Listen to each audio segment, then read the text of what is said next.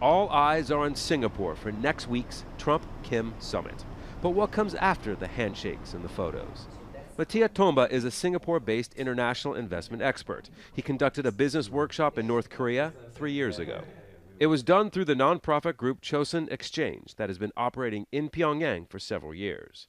He thinks that if and when North Korea reintegrates into the global market, it'll act as the world's cheapest factory. But the process will take years, and its biggest ally, China, will benefit the most. There is no other place in the world like North Korea, so by definition will be the cheapest place. Salaries will be extremely low, so there will be an interest mainly from the Chinese to produce goods there.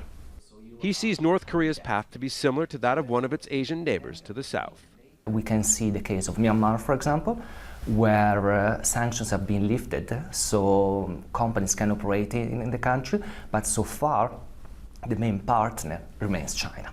For the others, it's still difficult to operate and adjust in this environment. While China has a huge head start as an investment and trading partner with North Korea, some other nations are well positioned, including the summit's host.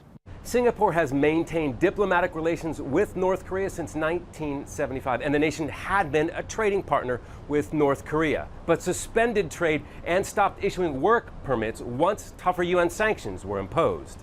Occupying prime real estate in central Singapore, just around the corner from Parliament, the North Korean embassy occupies a few floors in this nondescript building.